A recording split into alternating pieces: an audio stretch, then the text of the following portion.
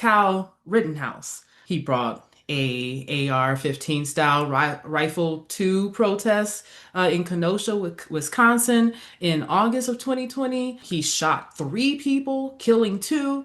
Rittenhouse claimed self-defense and was acquitted of all charges in November 2021.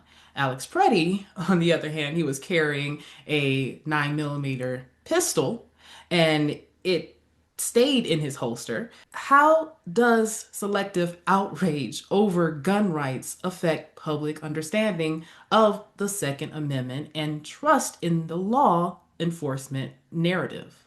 Yeah, I think there's a lot in that question, but I think there's a lot that caused it, right? And one thing is, ICE has no business. They don't have the training to be dealing with citizens on a daily basis, right? Like police don't get enough training a lot of times. ICE is getting even less.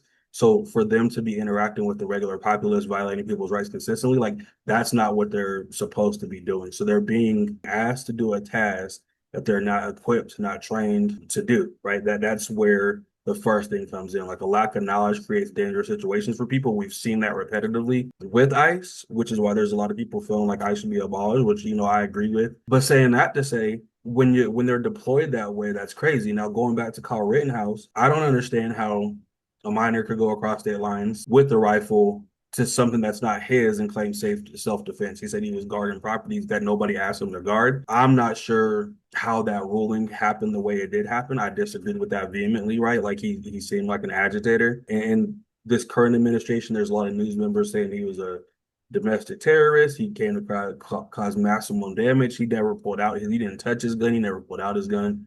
Alex Preddy. So to say that in that situation, and he had self restraint and was trying to help out a protester who was getting their rights violated compared to somebody driving across state line, not even in his state.